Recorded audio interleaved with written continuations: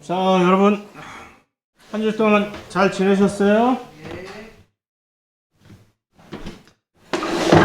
지난 시간에 남겨놓은 이 별 중요하게 보이지 않는 이므로 호흡기, 폐에 관해서 빨리 지나가고, 그 다음에 이제 몇 주 안 남았더라고요. 기말고사까지. 진도가 조금 그래서 이제 앞으로 한 당분간은 여러분들 질문을 수업 시간에 그렇게 하는 거는 조금 자제를 하고 그 질문은 강의 동영상에 끼워넣기 나중에 해서 필요할 때 이제 찾아보게 하는 일단은 한번 그렇게 해야 돼. 진도를 조금 맞춰 가야 될 것 같아요. 어쨌든 그래도 저 질문 종이는 계속 여기 있습니다. 그러니까 그 아주 좋은 질문들이 참 많이 나와서 참 개인적으로 매우 뿌듯하게 생각을 하는데 자 그래서 폐 육지에서 호흡을 하기에 아주 최적화된 어떤 구조를 동물이 어쩌다 보니 가지고 뭐 일종의 관으로서 안으로 들어간 이 교환 면적이라는 얘기죠. 그 면적을 통해서 공기 중에 가득 담겨 있는 산소와 그 다음에 그 면을 흐르고 있는 그 세포막을 흐르고 있는 모세혈관들이 그 산소를 이렇게 찝어내고 그 다음에 또 다른 모세혈관은 산소가 이미 이제 소진이 되고 이산화탄소를 많이 가지고 서로 이제 교환이 되는 거죠. 그래서 그런 구조를 봤을 때 일단 극단적으로 생각을 한다면 이 그림에서 요 아가미 기라고 하는 요 아가미와 이 우리에게 친숙한 가장 대표적인 이 폐라는 것은 어떻게 보면은 밖으로 삐져나와 있는 이런 뭐 고무장갑이나 또는 주머니 같은 것을 안으로 집어넣은 거하고 사실은 마찬가지. 지난 시간에 봤던 그 아가미 밖으로 물 표면에 노출이 되어 있으면서 물이 그 사이를 이렇게 흐르면서 그 안쪽에 잘 심어져 놓은 그 모세혈관들이 그 물에 녹아 있는 산소를 이렇게 포집을 하듯이 뭐 이제는 우리는 물 속에서 있는 어떤 것을 상대할 필요가 없이 공기 중에 그득히 있는 산소를 안으로 들어와. 그래서 여기서 우리 얘기하자. 그래서 이런 구조를 비슷한 구조인 것이죠.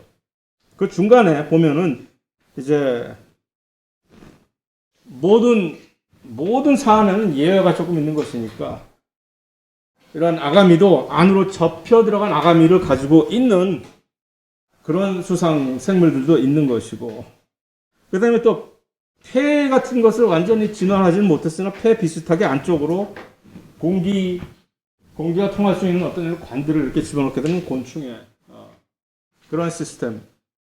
그것을 이제 트레이키아라고 한다고 했었죠. 뭐 어쨌든 지난 시간에 봤던 그 소위 말하는 병렬형이니 무슨 뭐 그런 식의 산소 교환은 여기서는 그것이 적용이 안 되는 것이 이 공기 들어오는 방향과 나가는 방향이 같은 통로를 통해서 들어왔다 이렇게 나가버리기 때문에 이렇게 쭉 흘러가는 것이 아니니까. 그래서 지난번에 봤던 그 아가미는 이런 식으로 해서 서로 흘러가는 방향이 서로 역방향이다라고 하는 그런 것이 여기서 전혀 적용이 안 되는 그런 시스템이라는 건 뭐 굳이 사족을 달자면 이렇게 언급을 하는 것이지만 그건 충분히 우리가 이해를 할 수 있는 것이고 이게 처음에 어떻게 생겼을까? 소화기 중에 하나가 이렇게 잘 진화를 해가지고 폐로 진화했다는 설이 가장 유력합니다. 그러니까 이런 안쪽에 주머니 같은 형태를 가진 것이 가장 대표적인 것이 안에 들어와서 그 안에서 이제 음식을 소화시키는 그 소화관이잖아요. 그런데 어쩌다 보니까 소 같은 경우는 여러 가지 소화주 그 위가 한 4개의 서로 다른 부위로 이렇게 구분이 되어 있듯이 살다 보니까 이렇게 한쪽으로 삐져나온 다른 소화기관 비슷한 그런 주머니가 안쪽에 생겼는데 그것을 야 이거 우리 폐로 사용하자 해서 했다는 그런 설이 가장 대표적인 유력한 폐 진화 설입니다. 그래서 병리와 지금 방금 언급했듯이 병리와 영유 기체 교환은 불가능. 잊어버려라 육상동물에서는 그런 얘기고. 자 그 중에서 이제 새가 가지고 있는 폐는 조금 또 다른 여느 척추 동물이 가지고 있는 폐하고 약간 살짝 특이한 것이 공기 주머니를 두 개의 서로 다른 공기 주머니를 가지고 있습니다. 앞쪽에 하나, 뒤쪽에 하나.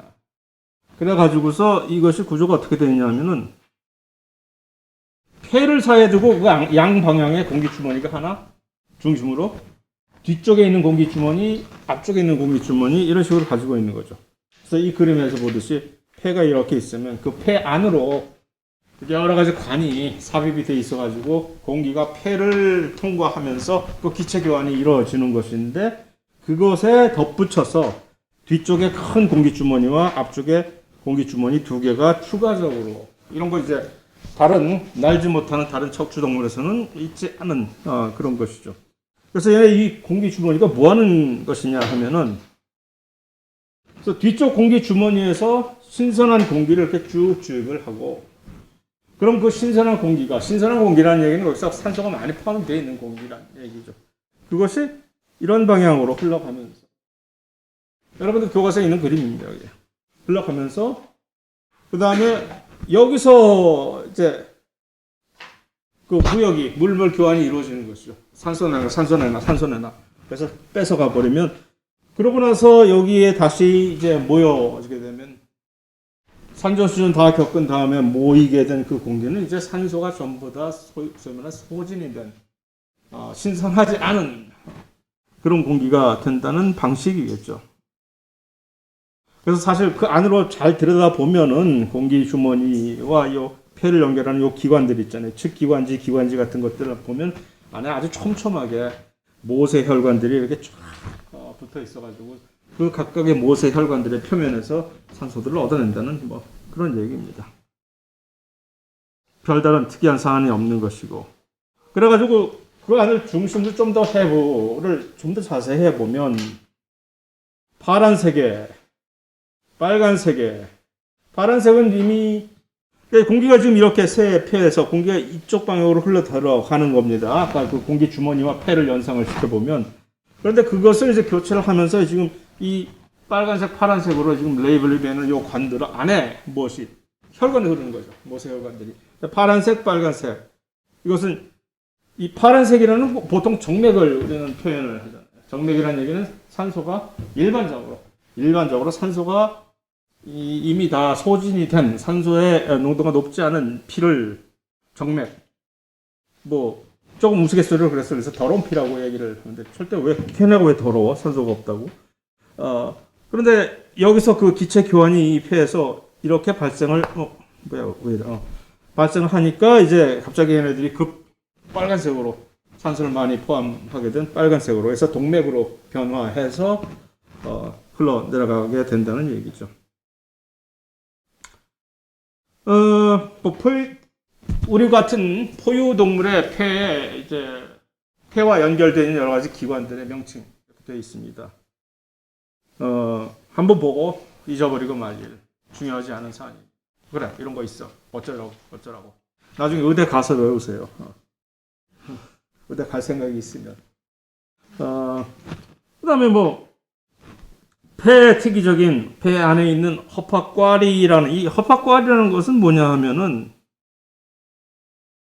이런 식으로 모양을 해서 결국은 이 역시 표면적을 늘려주게 되는 그런 역할을 해서 기체를 같은 부피 내에서 훨씬 더 많은 최적화된 기체 교환을 이룰 수 있게 해주는 그런 구조다라는 얘기이고 그 다음에 그 표면에는 또 특이한 점이 화학적인 특이점은 뭐냐면 여기다가 혹시 공기 같은 것들이 그 안에 탁 붙어가지고서 꼼짝달싹 못하고 움직이지 않게 하는 그런 현상을 최소화하기 위해서 여기다 기름질을 기름질을 친 거죠. 이런 걸 lung surfactant라고 해가지고서 뭘로 만들었냐? 기름기가 절절 흐르는 지질 플러스 여기다 일종의 약간의 단백질 분비물 같은 것들이 얇은 막을 마치 엔진 오일이 얇은 막을 세워가지고 엔진들이 마찰되는 것을 막는 그런 방식으로 해서 이 공기가 어쩌요? 그렇게 되면 뭐가 좋아? 공기가 요 허파과리들 벽에 이렇게 살짝 달라붙어가지고서 이제 옴짝달싹 못하고 쓸모가 없어지는 일을 또 방지하는 잘 디자인이 된 구조다라고. 그래, 수고했다. 결국 그 모세혈관이라는 얘기는 얼마나 얇으냐 하면은 우리가 다음 시간에 이제 순환기에서 다시 한번 살펴보겠지만 이 모세혈관이라는 것은 얼마나 그 통로가 좁으냐 하면 진짜 적혈구 세포 딱 하나 정도 지나갈 수 있을 정도. 여기 보면 알겠지. 그 정도로 얇은. 그러니까 그만큼 얇으니까 간격이 얇으니까 그만큼 훨씬 원활하게 많은 양의 단위 면적당 훨씬 최대한의 산소를 여기서 교환을 하고 이산화탄소를 내던져버리고 하는 그런 기체 교환이 훨씬 원활하게 이루어질 수 있는 것이다 라는 얘기죠. 그 다음에 이제 숨 들이마실 때 내쉴 때 자 여기서 한 가지 여기는 이제 이 그림은 가로막이라고 이렇게 표현이 되는데요. 마치 이것을 수축을 했을 때 아래로 쭉 내려가고 이제 폐가 이완이 훅 될 때 이렇게 내려가는 좀 특이한 구조를 가지고 있는 이 막을 가로막 또는 횡격막이라고 하는 어떤 일종의 이 허파의 공간을 구분해주는 하나의 판입니다. 근육으로 되어 있는 그런 판이라는 것이죠.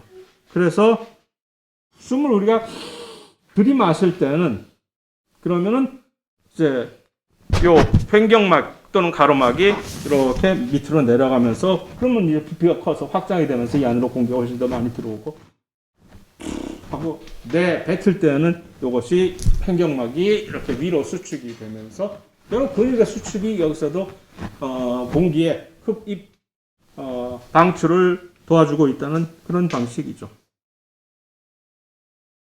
자, 그 다음에 이 호흡 조절에는 그런 식으로 우리가 호흡을 할 때도 이거 역시 누구의 통제하에 있느냐? 뇌의 통제하에 있다. 그 호흡을 통제하는 뇌의 특이 부분은 특히 이 부분을 우리는 연수라고 한다.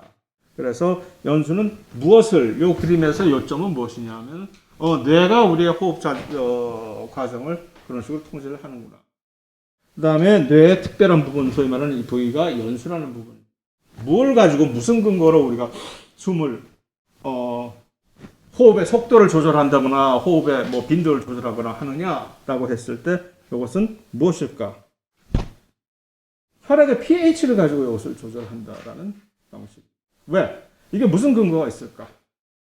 혈액의 pH를 센싱을 해가지고서 우리가 훨씬 더 많은 숨을 들이마실 필요가 있다 없다를 무슨 연관성이 있을까? 혈액 안에 이산화탄소가 양이 많아지면 어떻게 될까?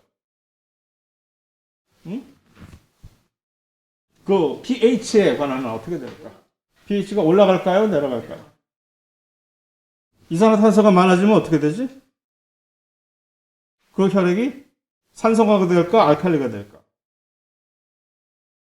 알칼리가 된다?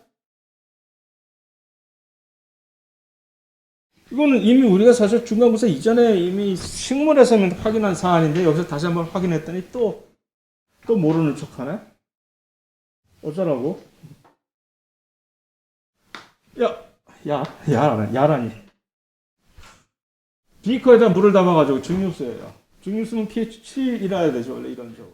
네? 증류수 비커 곧바로 증류한 물 비커에 담아가지고 책상에 딱 놓아보세요. 어떻게 되나? 그러면 한 30분도 안 돼가지고 pH를 한번 재보면 pH가 얼마쯤 될까? pH 한 5점 몇 정도 됩니다. 왜? 이산화탄소가 들어가는. 그 얘기는 뭐지? 이산화탄소가 들어가서 산성화가 된다는 얘기지. 왜? 이산화탄소가 탄산으로 변하죠. 거기서 물과 녹아서. 그러니까 똑같은 얘기예요. 우리 몸 안에서도 그러니까 산소 부가 공급이 안 되면 혈액이 이 산성화가 돼요. 그거 사실 심각한 문제예요. 그 심각한 병을 여러 가지 합병증을 유발하는 심각한 병인데 여기서는 그거를 걱정할 것이 아니라 그것을 근거로 해가지고 뇌 역시 그거를 센서로 일종의 활용을 해가지고서 피가 갑자기 혈액이 약간의 원래 피는 살짝은 알칼리성을 띠게끔 되어 있는데 얘가 산성으로 떨어진다는 얘기는 좀 이산화탄소가 여기 많이 녹아 있다는 얘기죠. 그만큼 이산화탄소를 빨리 방출을 못하고 산소를 많이 못 받아들였다는 얘기죠. 그럼 어떻게 됐어? 빨리 해야지. 그래서 산소를 많이 들여. 그것을 이 연수가 알아서 조절을 한다는 얘기입니다. 그 얘기예요. 자세히 읽어보시면 결국 그런 얘기가 되는 거죠.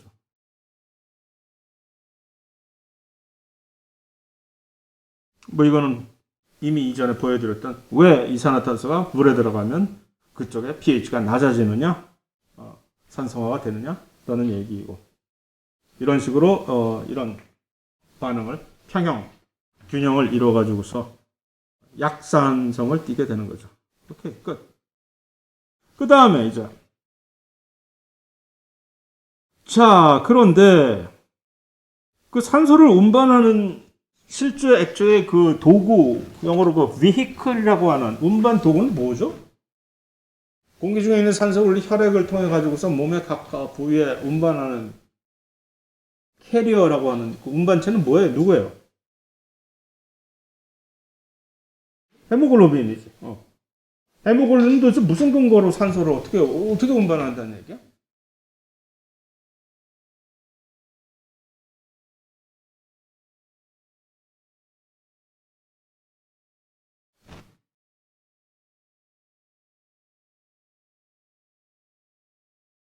헤모글로빈이 왜 어쩌자고 산소를 어떻게 운반을 하는데? 한번 물어봅시다. 왜 나한테 난리야? 왜 나한테 물어보고, 네가 얘기를 해야지 왜 나한테 물어보고 난리야, 이거야? 좀 생각을 해보세요. 헤모글로빈이 산소를 운반한다 알고 있잖아요. 알아, 전부. 뭐 어떻게 헤모글로빈이 산소를 운반한다고요? 물론 이거 다음 순환계에서 좀 더 자세히 볼 사안입니다만, 한번 상상을 해보면 뭐가 어쩌겠다는 거지, 얘가? 헤모글로빈이 왜 어떻게 산소를 운반하지? 응? 철분, 심오한 얘기를 했나? 맞아. 철이 사실 산소를 찝어내는 거죠. 철. 그럼 헤모글로빈의 단백질은 특별한 구조를 가지고 있어서 그 철을 꼼짝 못하고 어디 도망가지 못하게 딱 찝어내는 능력을 가진 단백질이라는 얘기. 그 철이 마치 십자가에 못 박히, 이상한 비유인데, 이건. 철이 이렇게 딱 꼼짝 못하고 이렇게 묶여있게 되는 헤모글로빈의 중심부에 하면은, 그렇게 되면 그 철이 산소를 만나게 되면 둘이서 꼼짝달싹 죽고 못 사는 거죠. 그래서, 다시 말하면 그 얘기는 뭡니까? 헤모글로빈이라는 단백질은 산소에 대한 친화력이라고나 할까?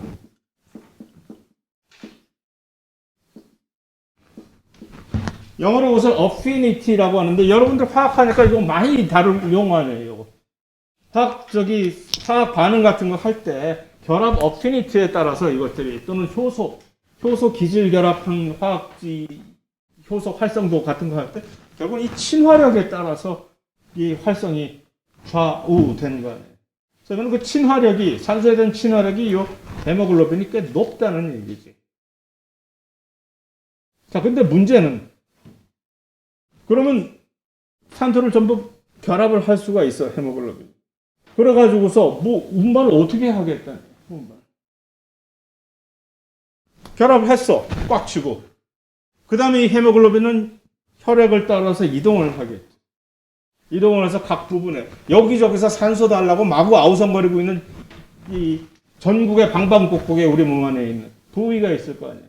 그러면 그 혈액이 그쪽으로 전부 다 가면서 기다려 하면서 가서 혈액이 가서 헤모글로빈이 있으니까 혈액 안에, 적혈구 안에. 그러니까 그럼 결국 산소 왔어 하고 이렇게 던져주는데, 그게 무슨 원리로 이게 던져진다는 얘기. 그것을 지금 보여주려고 하는 거예요. 예. 산소를 찝었어, 헤모글로빈이. 그러고 가서 산소를 필요하는 장소로 갔어. 그럼 얘가 쥐고 있던 산소를 처음에 산소 교환이 됐던 그 폐에서는 얘네들이 산소를 넙죽 받아가지고 전부 찝어가지고 가서 필요한 곳으로 갔는데, 거기 가서는 왜 얘네들이 산소를 미련 없이 던져버리냐는 얘기지. 무슨 근거로? 왜? 이게 뭐야, 왜? 여기서는 산소를 팍 찝고, 친화력이 강하니까 산소를 딱 찝었겠지. 저기 가서 무슨 일이 발생했길래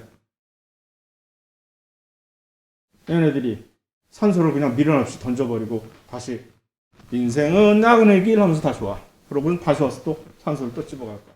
그게 돼야 이게 산소가 순환이 되는 거 아니에요.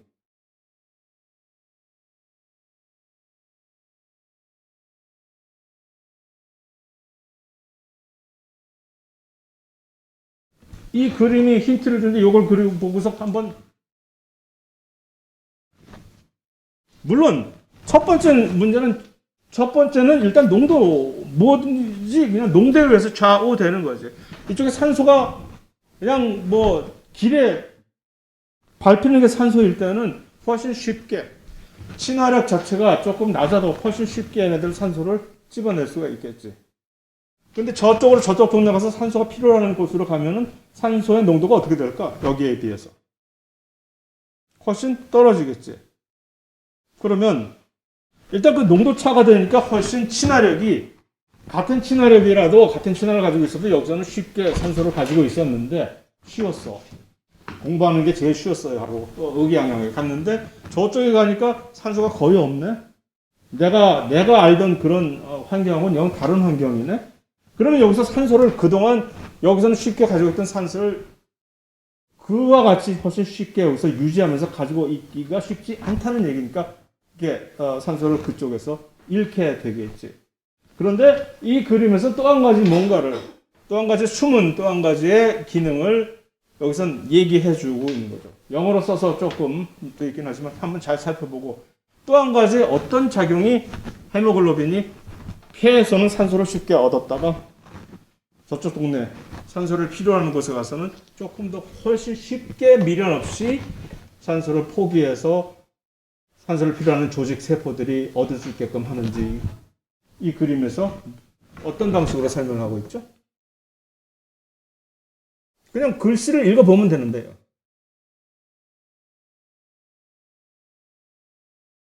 pH하고 뭔가 관련이 있다는 얘기지.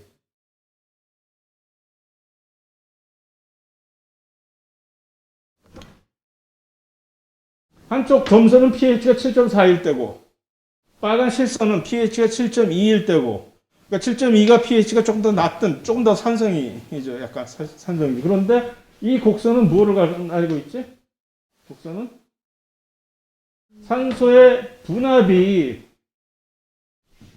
이렇게 산소의 분압과 히모글로빈이 얼마나 많은 산소를 얘네들이 가지고 있느냐를 이게 그래프로 플랫한 거 아니에요. 보면 당연히 산소가 농도가 높으면 높을수록 얘네들이 히모글로빈이 산소를 훨씬 가지고 있을 양이 많아진다는 그런 그래프라는 얘기죠. 그런데 여기서 중요한 점은 이게 왜 두 개의 곡선이 있느냐는 얘기죠. pH와 7.4와 7.2의 두 가지 서로 다른 곡선이 있냐. 이것이 무슨 의미이냐.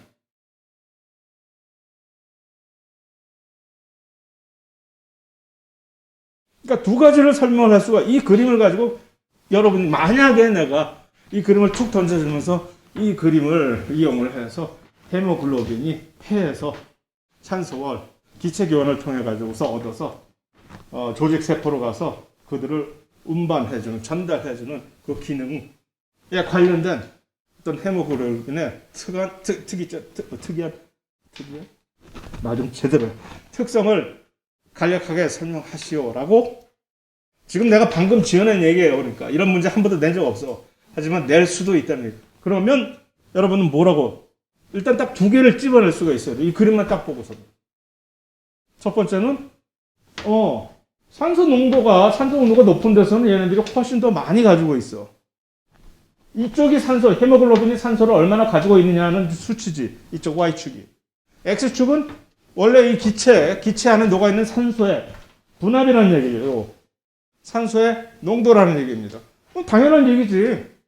산소 농도가 높으면 높을수록 헤모글로빈이 가지고 있을 수 있는 그 안에 자기가 결합을 할 수 있는 산소의 양이 많아지는 건 당연한 얘기지. 이게 왜 이런 곡선을 가지고 있을까? 왜 저쪽에 가면은 왜 이 곡선이 이렇게 가지 않고 이렇게 갈까? 포화 상태 이런 거지 여기. 그만해. 이제 나 이제 질려. 그만해. 그만큼 자기가 결합을 이렇게 하다가 이제 이 정도 포화 상태까지. 그러니까 이쪽에 일종의 산소라는 거는 헤모글로빈을 우리가 효소로 생각을 한다면 헤모글로빈 하나 효소로 생각을 한다면 산소라는 건 헤모글로빈에 있어서 뭐야? 기질이라는 얘기.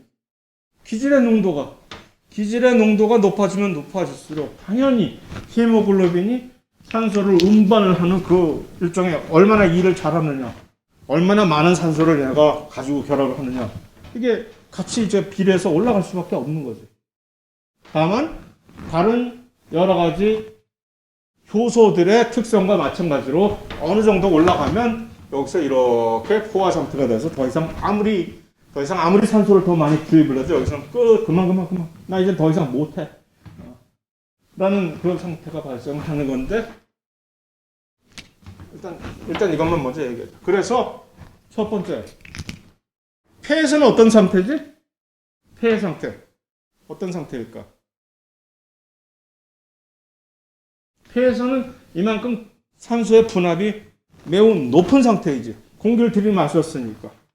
우리 일반 조직은 어떤 상태이지? 아마 이런 정도 상태일 거네. 산소 농도가 그 정도밖에 안 돼. 그러면 얘가 산소를 가지고 있을 수 있는 능력 자체가 훨씬 더 떨어지는 거죠. 그럼 거기 가서는 산소를 훨씬 더 쉽게 던져버릴 수가 있게 되는 거죠. 네? 그런 산소의 분압에 의해서 그만큼 산소가 높은 데서는 많이 가지고 있다가 산소의 농도가 적은 데서는 가서 하나. 그럼 뭐 쓸만하겠지. 그런 식으로 얘가 일을 한다고 내가 이렇게 사업 계획서를 냈으니까 그래 너는 산소를 운반하는 친구로서 내가 사용시킬 수 있을 만해. 두 번째 히든 메시지는 바로 요 두 개의 서로 다른 곡선. pH가 약간 높을 때, 자, 폐와 일반 조직과 어느 부위가 pH가 더 높으리라고 생각을 합니까? 바로 폐와 일반 산소를 필요로 하는 이런 장단지 근육 이런데 둘 중에 pH가 어디가 더 높을까? 폐? 왜? 맞았는데 왜? 산소의 농도가 훨씬 높죠? 상대적으로 이산화탄소의 농도가 적을 거란 말이에요. 그러니까 이산화탄소에 의한 pH의 저하가 훨씬 영향을 덜 받게 되지. 일반 조직에서는 훨씬 더 이쪽에서 많은 대사 활동을 통해서 이산화탄소가 자꾸 계속 쓰레기처럼 나오니까 거기서 pH가 훨씬 더 낮아질 확률이 많아지니까. 그러면 얘네들이 그쪽 조직에 가면은 그 능력 자체가 훨씬 더 조금이지만 얼마 안 되지만 조금 더 떨어진다는 얘기지. 그러면 훨씬 더 처음에 폐에서는 훨씬 이만큼을 욕심을 부리던 이 친구가 일반 조직에 가서는 그 욕심이 조금 줄어드니까 훨씬 더 쉽게 산소를 더 던져버릴 수가 있다는 그러한 얘기가 되는 겁니다.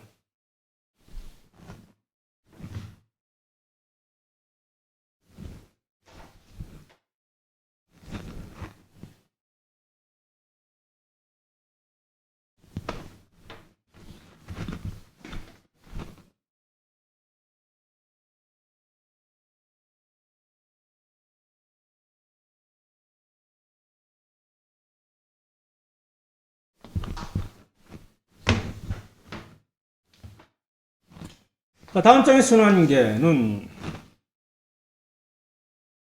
결국 그 혈액이 온몸에 공급이 되면서 순환계 혈액이 공급이 되면서 그 덕택에 우리가 얻게 되는 두 가지 효과는 무엇입니까? 혈액을 통해서 하나는 지금 막 헤모글로빈 얘기를 했었던 산소 공급이지. 혈액이 바로 온 몸에다가 산소를 공급해 주는 것이고 또 한 가지는 또 뭐가 있을까? 응? 체온 유지 뭐 좋아요. 맞아. 체온 유지. 그건 내가 까먹었다. 체온 유지. 그거 말고 산소 공급 플러스 또 무엇을 공급해 줄까? 혈액은. 응? 영양분. 그러니까 암세포는 이놈들이 자기들이 혈관을 막 자기들 쪽으로 끌어들여서 막 왜? 영양분을 훨씬 자기들이 다 독차지하려고. 그래서 순환계를 통한 혈액의 이동을, 순환을 통해 가지고서 우리 몸에, 다세포 생물로서 우리 몸의 모든 부위는 산소와 그다음에 영양분을 공급을 받는 거죠. 그 산소와 영양분은 사실 생각해 보면 둘 다가 무엇과 직결되는 것이죠? 에너지와 직결되는 것이지. 탄소와 영양분이 있어야 에너지를 ATP를 만들어내니까. 그게 없으면 끝. 자, 어쨌든 그래서 지금 이 그림에서 혈관을 이거 저 레알 실제 사진이에요. 전자현미경 사진인데 이거 그냥 누군가가 뭐 그림을 그린 것이 아니라 여긴 이게 조도가 별로 안 나고 이쁘게 잘 안 보이네. 근데 여러분들이 아마 PDF 파일이나 거기는 좀 더 훨씬 더 선명하게 보이겠으나 이게 실제 혈관 안에서 혈관 하나를 단면을 잘라가지고서 그 안에 들어있는 두 가지 종류의 혈액 세포가 실제로 보여지는 것입니다. 하나는 빨간 아주 예쁜 빨간색 이게 적혈구이고 허옇게 뭔가 막 묻어있는 것처럼 보이는 세포들이 백혈구이고 혈액 안에 둘 다. 그래서 뭐 사족이지만 이 전자현미경 중에 저 스캐닝을 한국말로 스캐닝 전자현미경을 뭐라 그러더라? 주사라 그러나 그거를 주사 전자현미경. 트랜스미션은 투과 현미경이 맞아. 스캐닝 일렉트론 마이크로스코프 이 주사 전자현미경으로 이렇게 표면을 3차원적으로 이렇게 딱 구현을 할 수 있어. 심지어 이런 작은 세포들까지 다 이렇게 리얼하게 볼 수가 있게 되는 건데 문제는 옛날에는 이 전자현미경이 일반 생물학 1에서 우리가 이미 봤겠지만 전자현미경이 이런 식으로 모든 것을 이렇게 확대해서 아주 해상도가 높게 볼 수가 있는 게 참 좋은데 넌 어디 보고 있니 도대체? 날 보라니까 날 봐. 뭐 딴 데 보고 있어 이거?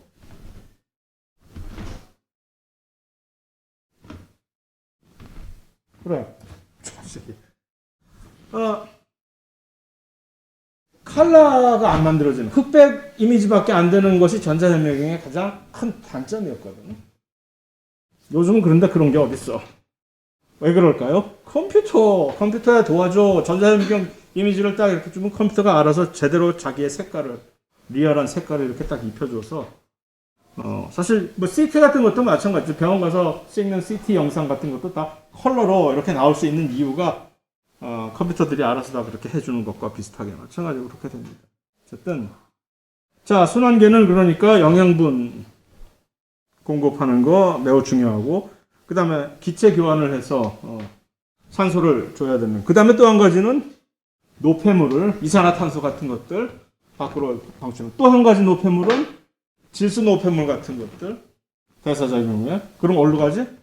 콩팥으로 가겠지. 혈관을 돌아서 콩팥으로 가서 우리의 소변을 통해서 배출되는 이런 노폐물 제거. 그 다음에 아까 잘 지적을 했듯이 또 한 가지 부수적인 기능은 체온을 유지해주는.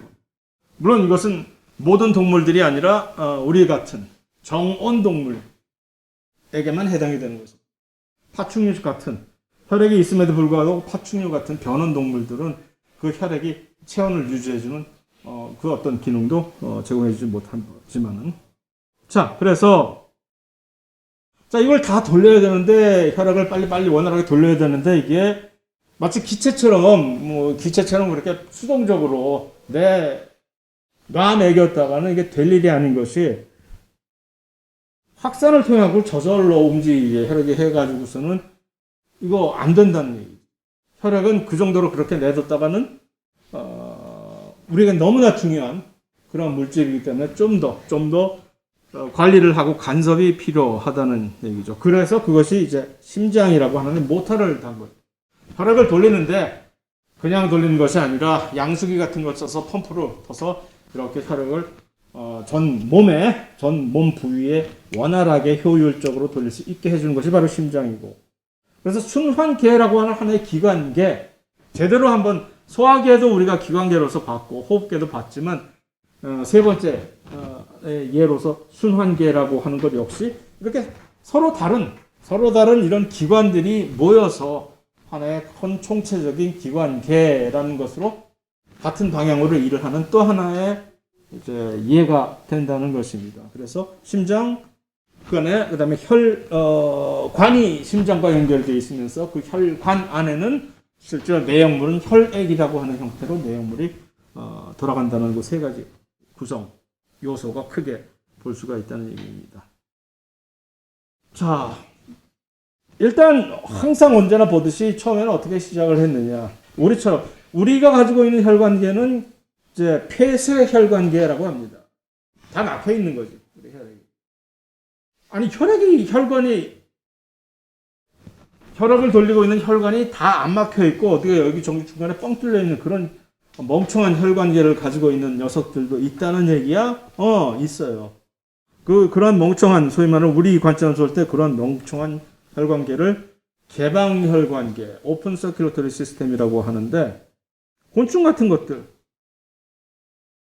일부 연체동물 같은 이들은 혈관이 우리처럼 심장을 나가와가지고서 동맥과 정맥이 이렇게 딱 완전히 다 막혀갖고 연결이 돼 있지 않고 중간에 가서 전부 나야가라 폭포처럼 다 낭떠러지가 뚫려 있는 거죠. 다 방출이 혈액이 그러니까 가다가 폭포수처럼 다 방출이 되어 버리는 거지. 이거 웬 낭비야 이게 세상에. 그래서 그러니까 개방혈관계의 특징, 혈관의 끝이 열려 있는 거죠. 구멍이 뻥 뚫려서. 혈액이 그 안으로 다 쏟아져 나가는 거지. 혈액이 무슨 하수도 아니고. 그럼 다 흘려버리는 혈액은 어디 가서 보충해 주나요? 뭐야, 계속 매번 혈액을 새로 만들어내야 된다는 얘기야? 이런 개방혈관계를 가지고 있는 친구들은 어쩔까? 집 나간 가출한 녀석들처럼 다시 집 찾아서 돌아옵니다. 나간 다음에 다시 엉금엉금 기어서 다시 다 산 넘고 물 건너서 자기들끼리 알아서 각자 도생을 해가지고서 조직들을 스며 들어가지고 다시 심장으로 나왔죠 하고 돌아옵니다. 그럼 다시 펌프질을 해주겠는 그런 우스운 시스템입니다. 그래서 이 해부학적으로 보면 메뚜기의 혈관계를 보면 중간중간에 이렇게 이런 중간중간에 구멍을 통해서 그 다음에 요 혈관들이 전부 밖으로 이렇게 딱 흘려 내보내줄 수 있는 이런 개방 혈관계로 되어 있는 것이죠. 그러니까 이런 얘기는 뭐냐면 세포들이 전부 피투성이가 되어 있는 거지. 우리처럼 세포가 이렇게 딱 혈액과 구분이 되어 있는 것이 아니라 이런 개방 혈관계를 가지고 있는 동물들은 세포 자체가 전부 혈액 안에 담궈져 있는 것 같은 그런 역할을. 그래서 그럼 좋긴 하겠네. 혈액 안에 담궈져 있으니까 곧바로 그 혈액 안에 있는 산소들을 자기가 직접 흡수해서 할 수 있으니까. 그런 장점은 있을 수가 있겠는데, 그 다음에 그런 혈액들은 다시 아까 그 심장벽의 구멍을 통해서 다시 심장으로 돌아가게 되고. 자, 그런데 이건 사실 덩치가 점점 더 커지고, 그러면 이런 비효율적인 순환 시스템을 가지고는 살아남기가 좀 곤란한 거지. 그러니까 좀 에너지를 훨씬 더 큰 덩치 때문에 많이 써야 되는 척추동물들 같은 그런 이상만 되면 벌써 이 개방혈관계 가지고서 그 언제적 개방혈관계를 네가 아직도 여기서 쓰려고 그러냐. 안 되는 얘기죠. 그래서 새로운 거를 이제 우리에게 맞는 새로운 시스템. 이거 이제 땜질해서 막는 게 그렇게 어려워? 이렇게 되면 좋잖아. 그러면 뭐야? 혈액은 혈관 안에서만 순환이 되니까 훨씬 원활하게 이 순환계를 원활하게 돌릴 수가 있겠죠. 가자. 왜 안 가냐?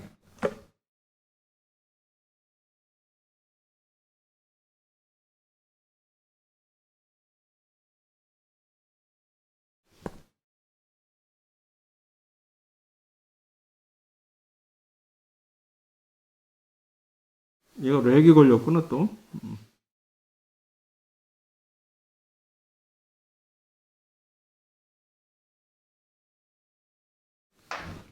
자, 그래서 그 폐쇄혈관계에서 혈액이 흐르는 방향, 심장에서 나가서 펌프질을 하는 거니까 일종의 심장은 양수기라고 보면 됩니다.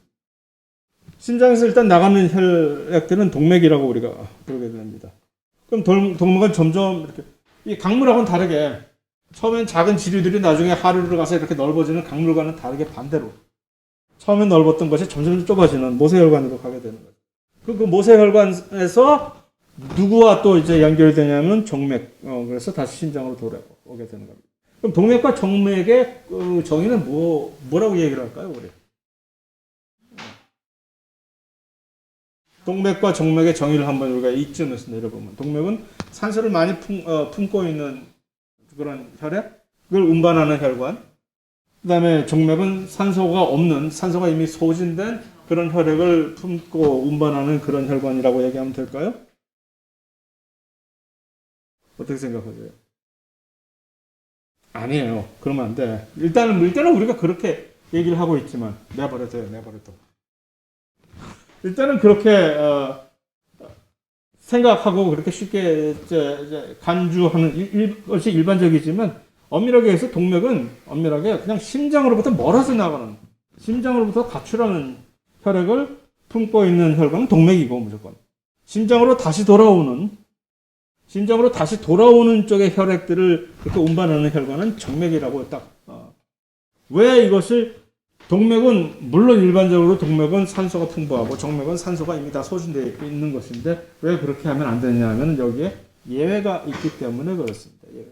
그래서 엄밀한 의미의 동맥과 정맥의 정의는 그렇게 되어 있다라고 하고 이제 어류의 혈관계를 이렇게 어류는 이제 아가미를 통해 가지고서 혈액의 운명이 거기서 갈리게 되잖아요. 산소를 이제 이런 아가미 모세 혈관에서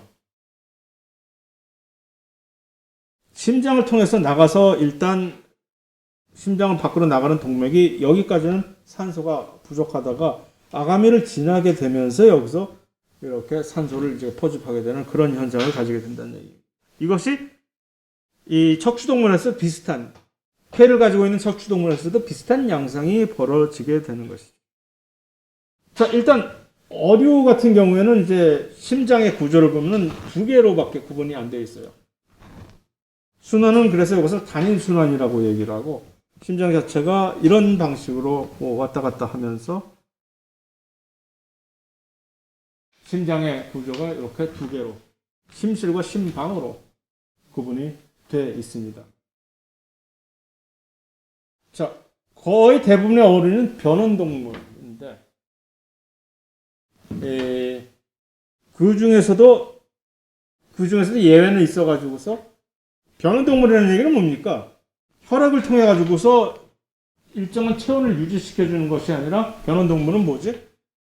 그냥 체온이 바깥쪽 기온이 낮아지면 그 체온 자체가 그 낮아진 기온을 향해서 평형 상태를 이루는 것이고 바깥쪽 기온이 높아지면은 그 높아진 기온을 따라서 자신의 체온이 높아지는 그런 그대로 이 수동적인 체온 조절을 하는 것을 변온동물이라고 하는데 대부분의 어류는 혈액을 가지고서 우리가 정온동물인 이유는 기온이 추워지게 되더라도 이 혈액을 막 순환을 훨씬 더 빠르게 돌려가지고서 이 체온을 높이게 되는 그런 메커니즘을 가지고 있는데 어류는 그것이 거의 없어. 왜냐하면은 구조적으로 이러한 구조를 가지고는 혈액 순환을 통해 가지고 원활하게 이 효율적인 혈액 순환을 할 수가 없기 때문에 이것을 가지고 체온 유지가 불가능하기 때문에 어류가 변온동물이에요. 그런데 그럼에도 불구하고 일부가 참치 정도는 뭐 가지고 훨씬 쉽게 우리가 외울 수가 있을 수도 있으니까 참치는 정온동물이다 또는 항온동물이다. 이들이 항온동물의 일종의 그런 기능을 할 수 있는 이유는 그 혈액 쪽에 특별한 근육을 가지고 있어가지고서 이 근육을 가지고서 혈액 순환을 훨씬 더 원활하게 하기 때문에 그런 열악한 조금 더 비효율적인 그런 혈순환계 시스템을 가지고도 훨씬 더 항온동물처럼 체온 유지를 할 수 있는 구조이기 때문에 그렇다면 그런 어류들은 정온 또는 항온동물이다라는 얘기입니다. 그래서 근데 이제 육지로 오게 되면서 훨씬 더 이 순환계의 기능이 훨씬 더 중요하게 여겨져서 어류에서 가지고 있지 않았던 새로운 이중순환계, 폐를 통해서 이중순환계 시스템을 개발을 하게 됐습니다. 이중순환계라는 얘기는 뭐냐면 폐를 도는 요 순환계와 실제로 우리 몸을 도는 이 순환계 두 개가 조금 양상이 다른 그런 시스템을 는 이중순환계, 더블 서큘러터리 시스템이라고 얘기를 합니다. 그래서 자, 요것만 가지고 심지어 이런 양서류, 개구리 같은 양서류만 가지고 이 그림 아닌가? 보더라도 이쪽을 돌아가는 것과 이 몸을 돌아가는 폐순환계와 체순환계가 어떻게 다른지를 한번 잘 생각을 해보세요. 심장을 중심으로 해서 심장을 통해서 밖으로 나가는 혈액이 뭐라고? 동맥이라고 했죠. 그 다음에 심장으로 돌아오는 혈액이 정맥이라고 했지. 색깔을 한번 보세요. 색깔을 파란색과 빨간색은 무엇을 의미합니까?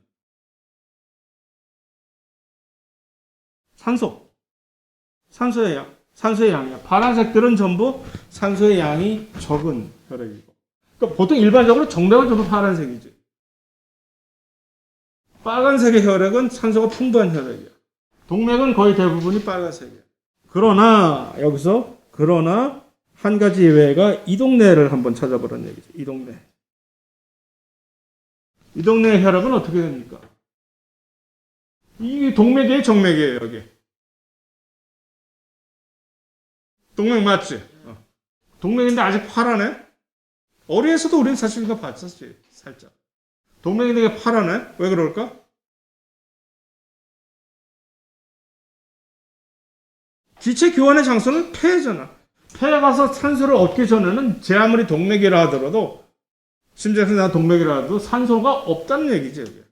다시 말해서, 폐를 돌아가는 폐순환, 여기. 폐순환계에는 동맥이 산소가 없고, 자, 이거 정맥입니까? 정맥입니까? 여기. 정맥이네? 산소로 들어오니까. 정맥이 산소가 그득한, 프레시한 산소를 많이 가지고 있는 그런. 그래서 폐순에서는 정맥이 동맥과 완전히 정반대의 양상을 보여주는 것이 바로 이런 이중순환계의 특징입니다. 그런데 우리가 흔히 알고 있는 일반적인 여순환계, 체순환계에서는 그것이 다른 것이 동맥을 빠져나가는, 그러니까 심장을 빠져나가는 동맥은 산소가 훨씬 풍부한. 그 다음에 여기서 일을 다 끝내고 산소를 다 털리고 다시 집으로 돌아오는 이 정맥들은 산소가 하나도 없는 그런 양상. 자, 여기서 이게 왜 이렇게 됐지?